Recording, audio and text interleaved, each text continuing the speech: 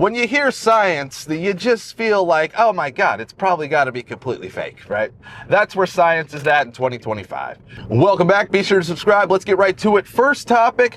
President Trump had to sign an executive order barring illegals from receiving Social Security benefits. Take a look at the clip. The topic of Social Security, I have some news before I let you all go.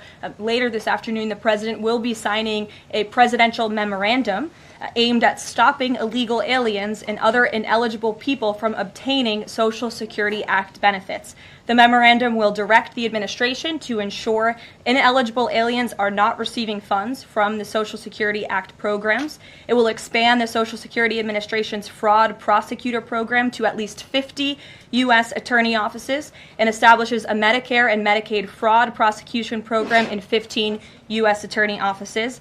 The memorandum will also require the Social Security Administration Inspector General to investigate earning reports for individuals aged 100 or older with mismatched Social Security records to combat identity theft. And the memorandum will direct the Social Security Administration to consider whether to reinstate the use of civil monetary penalties against individuals who engage in Social Security fraud, an effort that has been paused for several years. These taxpayer-funded benefits should be only for eligible taxpayers. And President Biden should think about what he did in his last term, which is allow tens of millions of illegal people into our country, many of whom were fraudulently receiving these benefits. So, yeah, how crazy is it that the president is actually signing an executive order banning illegals from receiving Social Security benefits? Now, if you don't see just exactly how badly the Biden administration was looking to destroy America, I just don't think you'll ever be capable of seeing it. The fact that Trump is just, his whole first year is going to be, unscrewing America from everything Biden did is just, it's insane. And we all know it wasn't Biden. It was somebody behind the scenes running the show. It probably Barack Obama, but yeah, it's crazy thinking that, illegals were just immediately put on the books for Americans to fund, oh yeah, come right across the border. We're going to give you Social Security cards. We're going to give you basically everything you need to just be on the taxpayer dime. And, your life's basically going to be taken care of by the Americans. Congratulations. Welcome to America. Here's your funded life. And that's how it is. That's how it was. And at least Trump is just doing everything he possibly can to just bring back America to some semblance of greatness, right? But all right, let's get to the next topic. So the Canadian Prime Minister was heckled by a heckler at one of his rallies. Go ahead, take a look at the clip. Thank you. Because we need to do... Tell us the story of what you did to the children on Epstein Island. Come on, tell us the story. We want to know. Canada wants to know. Yeah, good for the Canadian people getting out there and just giving the guy the business. If he's involved in any sort of those, Epstein type shenanigans, the guy needs to be removed immediately, and hopefully sooner or later we're going to get some clarity on the whole Epstein deal. I don't know what's going on with those files. Who knows if we'll ever know. But yeah, good for the Canadians, because see, here's the thing, right? I've gotten a lot of Canadian backlash on my channel from from me talking about the Canadians and how they're going to become the 51st state. But listen, I have nothing against the Canadian people. They're great people, and I would love for them to be the 51st state. But, it's just their government that's terrible and completely ruining the country. They need a Trump-type figure, which is impossible to get because there's only one Trump, but they need somebody who wants to try to capture the essence of a Trump and make Canada great. If Canada becomes great again because they get somebody in there, then great. I'm rooting for Canada. I just don't know if this Pierre Poilievre guy is the right guy, because he just has his stick, he's got a shtick, right? Where it's basically like, yeah, so, well, what do you think a woman is? So then what is a woman? He's got that basically I know you are, but what am I type guy. He's the I know you are, but what am I type guy. Just, he's got a shtick, and then once it runs dry, he basically offers nothing else to the table as far as any sort of entertaining, just banter, I guess you could say. But yeah, Canada, we're rooting for you. Huh? But all right, let's get to the next topic. So a trans activist is now claiming that science is on the side of the trans people. Go ahead, take a look at the clip. Here's what I find ironic about all this. It's very easy to fight back on trans issues. The science is on our side. Every credible medical organization has come out and endorsed gender-affirming care and said that the trans military ban is ridiculous and unnecessary. They've said that trans women should be housed in women's prisons. I mean, these are all policies that make sense if you're willing to fight back. Isn't it just funny how people think they can just spout out any type of bullshit and that, like, they're just the expert because they're trans and it's, oh, this is my lived experience. And, you know, somebody once said that science is on the side of trans people, you know.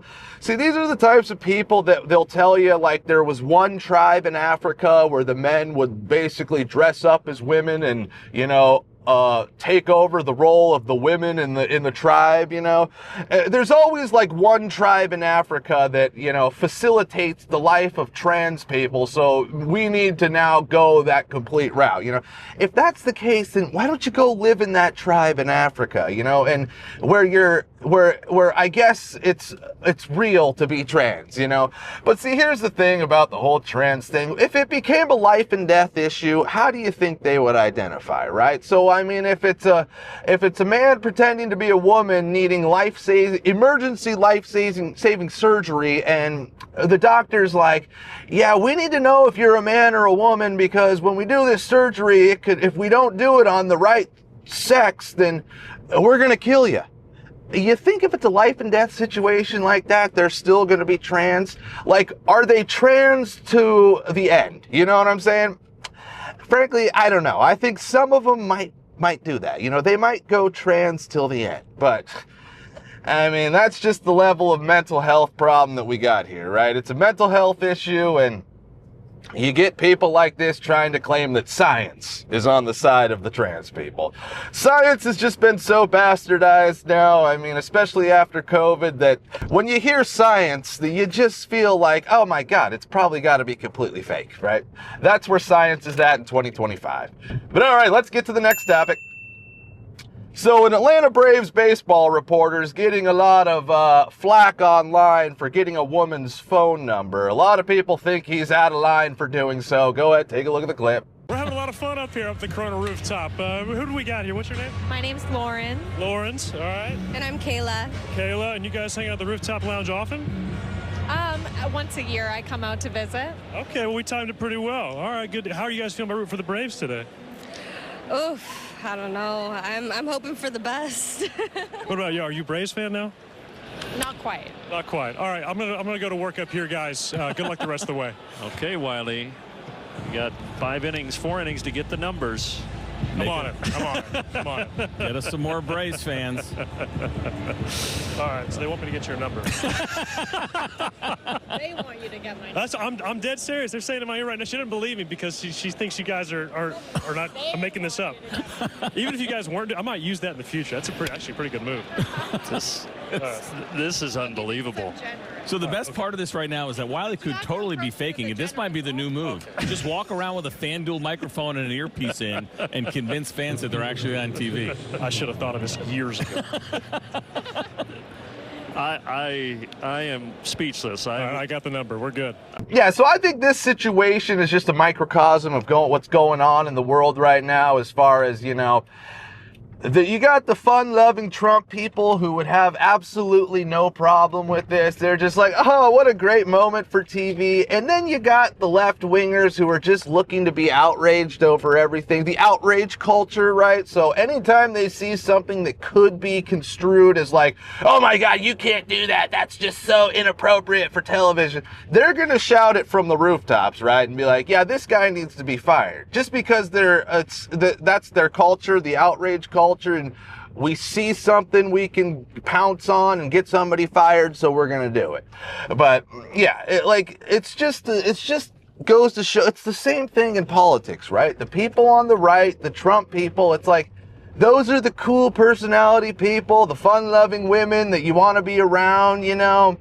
And the people on the left, it's like, ugh, God, I want nothing to do with this person because they offer no good personality to the table.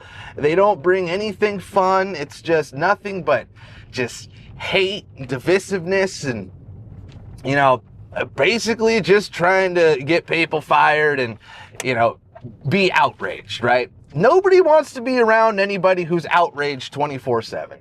But all right, that's it for today. Be sure to like, subscribe, and we'll be seeing you